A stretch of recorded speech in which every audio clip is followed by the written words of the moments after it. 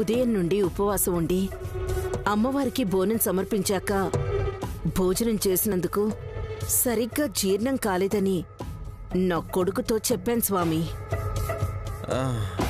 మీతో ఏది చెప్పాలో ఏది చెప్పకూడదో తెలియదు వీడికి. అవస్థలు పడి వచ్చారు.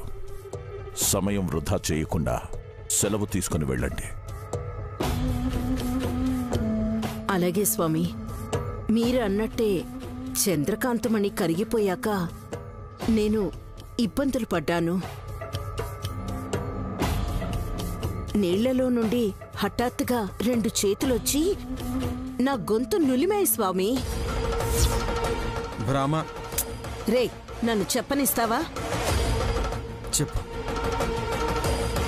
ఆ నీళ్లని నేలపాలు చేసినందుకు ప్రాయశ్చిత్తంగా ఈరోజు పొద్దున్న నుండి సూర్యాస్తమయం అయ్యేదాకా బోనం నెత్తిమీద పెట్టుకున్నాను స్వామి. అది కాస్త ఉలికినప్పుడు నా ముక్కులో నుండి రక్తం కూడా వచ్చింది స్వామి. బోనం ఎందుకు ఒలికింది? ఉందిగా పిడుగు, అదే ఆ పిల్ల గాయత్రి. అల్లరి ఎక్కువ చేస్తోంది. నా దారికి అడ్డు వచ్చింది. ఆ పిల్ల చేతికి గోరింటాకు పెట్టబోయి మా మమ్మీ బెంబేలెత్తిపోయింది కూడా. అది కిందటి వారం మాట.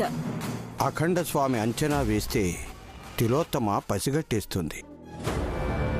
గాయత్రి పాప వల్లే 2 సార్లు ఇబ్బంది పడ్డారు. రెండేంటి, 5 సార్లు అవస్థపడ్డాను స్వామి. చిన్నపిల్లల్ని ఏమీ అనలేం కదా స్వామి. ఎవరు తను? విశాల్ వాళ్ళ దత్త కూతురు. తను మా రక్తమై ఉంటే గొప్పగా చెప్పేవాళ్ళం. ఒకదాని తర్వాత ఒకటి సమస్యలు నన్ను చుట్టుముడుతున్నాయి స్వామి. పరిష్కారం ఏదైనా ఉందేమోనని మీ దగ్గరికి ఓపిక చేసుకొని వచ్చాను. ఎవరెవరొచ్చారు? నేను నా కొడుకే. మేమిద్దరమే. 2 కాదు, 3 వచ్చారు. ముగ్గురా?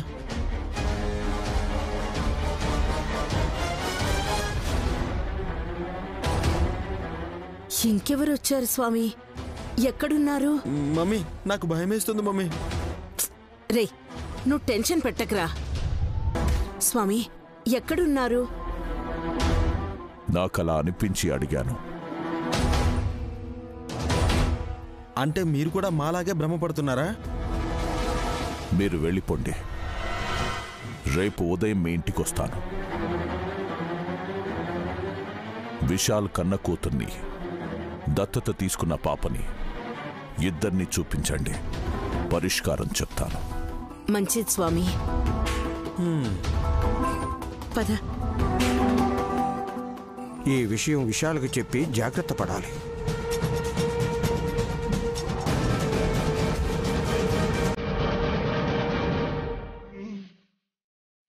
రెడీ అవడంలో మాత్రం ముందుంటావు కదా గాయత్రి. ఈ విషయంలో మాత్రం అల్లరి చేయు. డ్రెస్ బాగుందమ్మా. రోజు ఈ పాటికి 3-4 డ్రెస్సులైనా మార్చేసేది.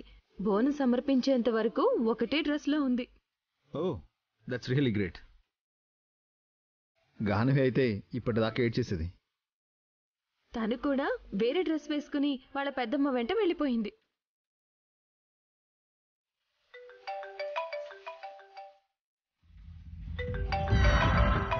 ఈ టైంలో స్వామీజీ వారు ఫోన్ చేస్తున్నారంటే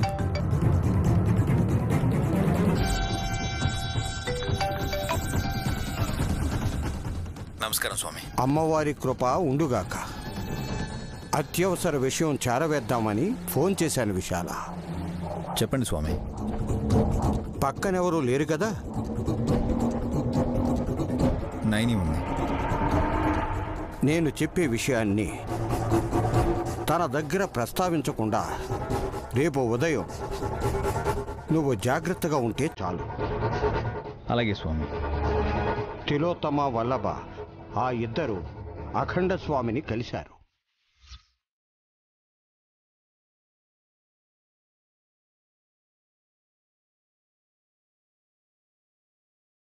అతను మీ ఇద్దరి కూతుళ్లను చూడ్డానికి రేపొద్దున్నే మీ ఇంటికి వచ్చేస్తాడు విశాల.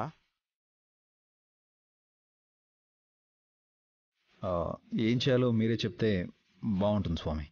గాయత్రిని గాయత్రి పాపగా ఉందని అఖండ స్వామి గుర్తుపట్టకుండా చేయాలి.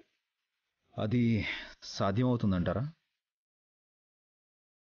మనం చెయ్యాలి విశాల, లేదంటే గాయత్రి దొరికిపోతుంది. ఎప్పుడు వస్తున్నారు? ఉదయం 10 గంటలకు అఖండ స్వామి ఇంటికి వస్తాడు. ఈలోపే నేనేం చేయాలో ఆలోచించి అమ్మవారి అనుగ్రహంతో నీ దగ్గరకు వస్తాను. అలాగే స్వామి, మీరు త్వరగా వస్తే బాగుంటుంది. ప్రయత్నిస్తాను విశాల. శుభం భూయాత్.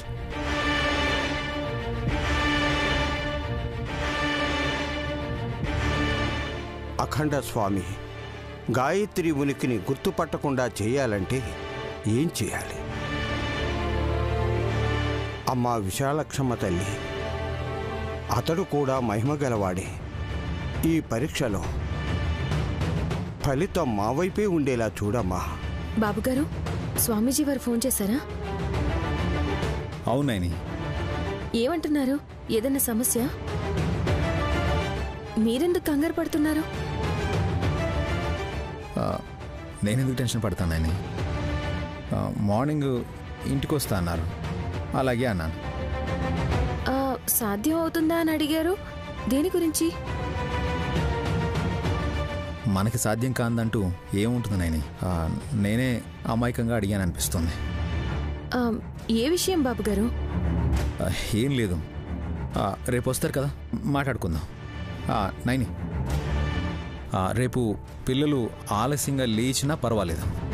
8 గంటలకల్లా లేచేస్తారు. 10 అయినా 11 అయినా నో ప్రాబ్లం. చిన్నపిల్లలు ఎంత ఎక్కువసేపు పడుకుంటే అంత మంచిది అంటారు. ప్రశాంతంగా నిద్రపోనివు. కంగారు పడి లేచారని హడావిడిగా పొద్దున్నే హాల్లోకి తీసుకురాకం, సరేనా? గాయత్రి, మీ నాన్నేదో విషయం దాస్తున్నారనిపించట్లేదా? అవును కదా, అందుకే స్మైల్ ఇచ్చావు.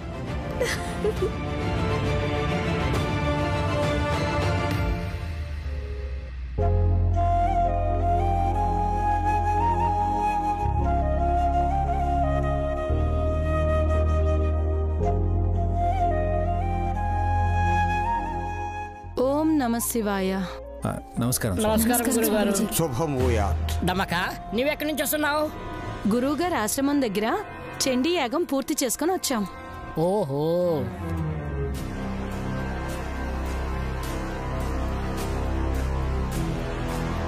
ఈ పూలదండను పూజా మందిరంలో పెట్టి పూజ చేయండి.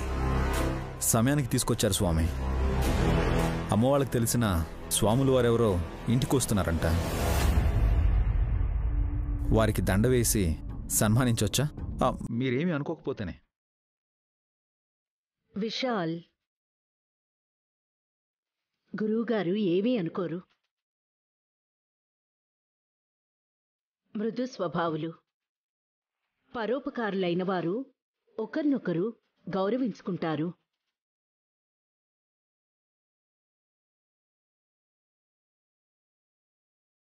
అవును తిలోత్తమ, అదే శ్రేయోభిలాషుల సంస్కారం.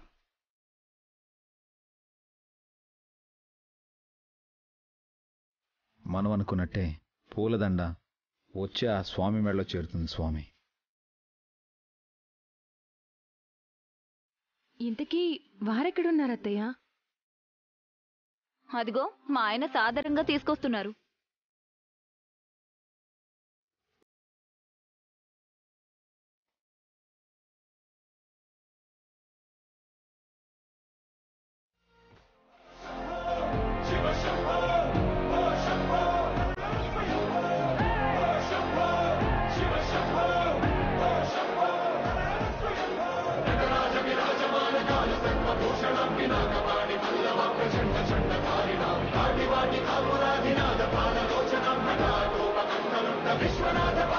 ఈయనేంటి నల్ల రంగు బట్టలు వేసుకున్నారు?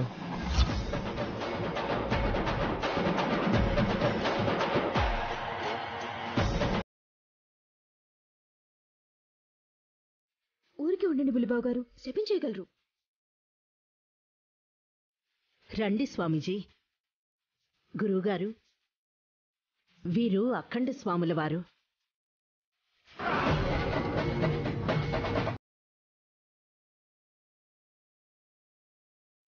ప్రణామములు స్వామి. వందనములు మీకు గురువర్య.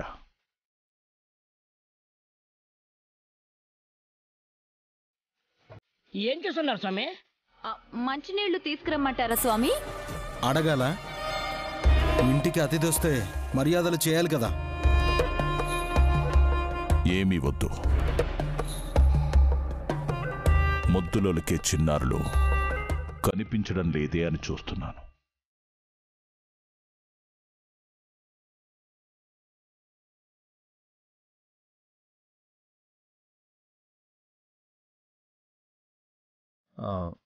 మా పిల్లల గురించి మీకు తెలుసా స్వామి? నేనే చెప్పాను విశాల్.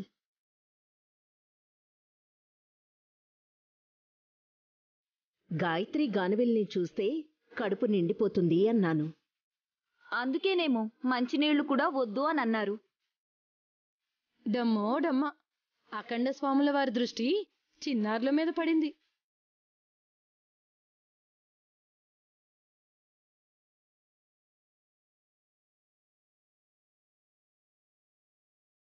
అరే, మహానుభావుల దీవెనలు చిన్నపిల్లల మీద కూడా ఉండాలి కదా. అంతే కదా. నేటి పిల్లలే రేపటి పౌరులు. వారి భవిష్యత్తే ముఖ్యం మనకు. నైని, వెళ్ళి తీసుకురా. అమ్మా హాసిని,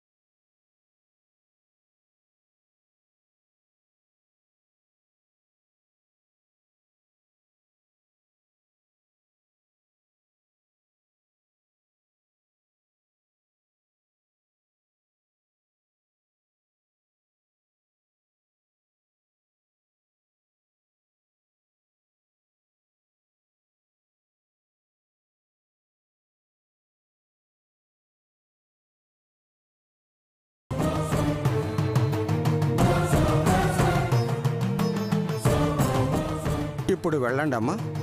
అలాగే స్వామి.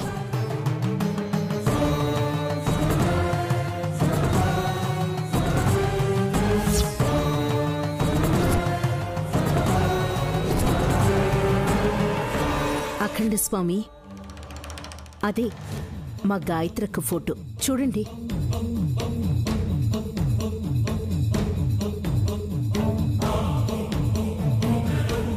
పునర్జన్మ ఎత్తిన మాతృమూర్తి.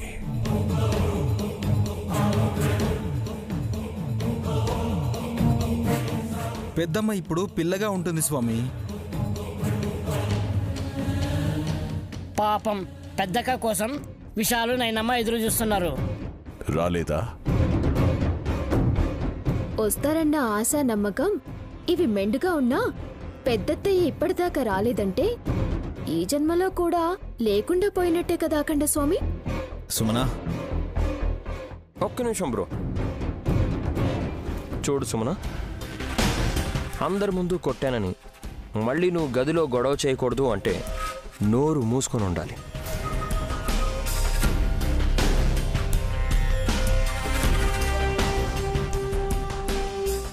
రాలేదా అని నేను అడిగింది పునర్జన్మ ఎత్తిన గాయత్రీదేవి గురించి కాదు.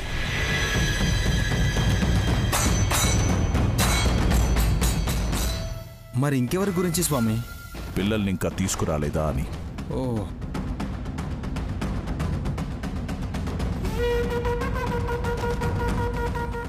హాసిని, నైని, ఎంతసేపు చేస్తున్నారు?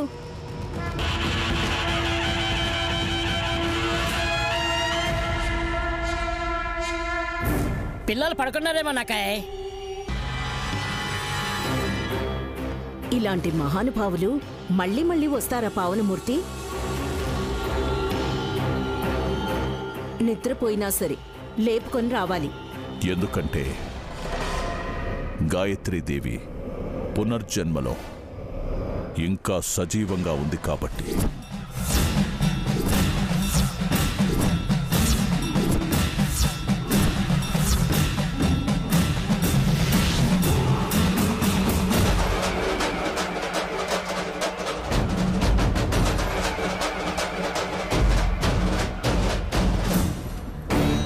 ఇప్పటికైనా అర్థమైందా?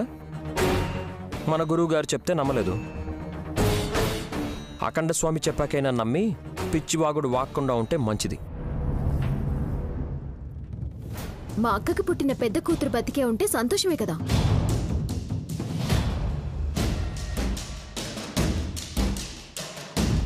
నాకు తెలుసో తెలియకో అడుగుతున్నాను అనుకోండి స్వామి. విశాల్ వాళ్ళ పిల్లలకి మా గాయత్రి పెద్దమ్మకి సంబంధం ఏంటి?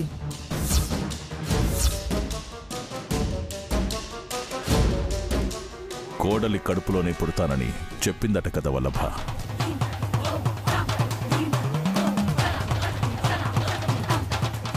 పుట్టాక ఎవరో ఎత్తుకుపోయారు స్వామి. ఇద్దరిట్లో ఒకరు జోగయ్య శాస్త్రి గారి మనవరాలు గాయత్రి.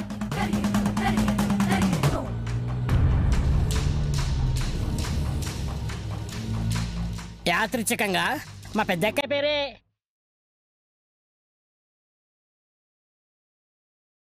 కానీ తను కాదులేండి, అలాగే అనుకునేరు.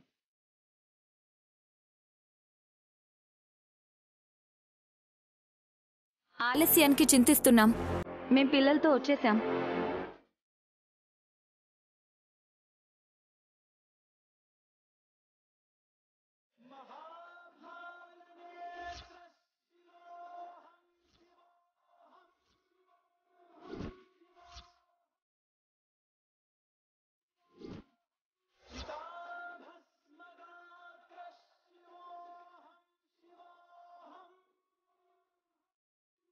అఖండ స్వాముల వారు మా పిల్లల్ని ఆశీర్వదించాలి.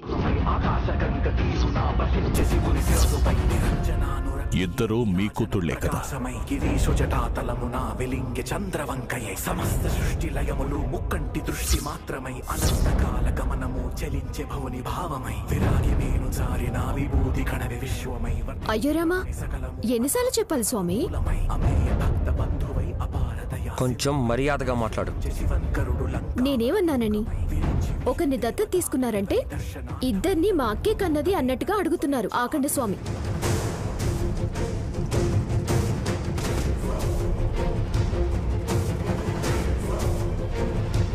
నేనెందుకలా అన్నానంటే ఇద్దరూ కవల పిల్లలు కాబట్టి.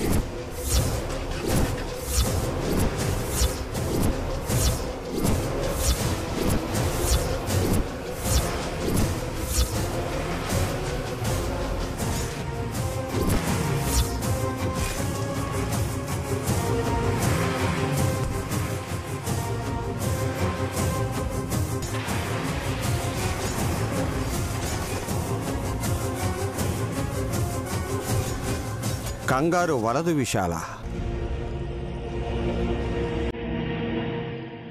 అఖండ స్వాములు వారు చెప్పేది పూర్తిగా శ్రద్ధగా వినండి. ఇద్దరూ కమల పిల్లలని మీరంటున్నారు, వీళ్ళేమో కాదంటున్నారు. ఎవరు చెప్పేది నిజమనుకోవాలి?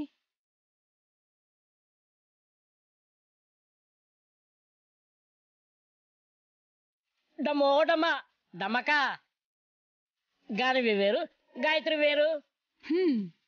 వేరే పేర్లుండొచ్చు, కానీ రూపం ఒక్కటే కదా.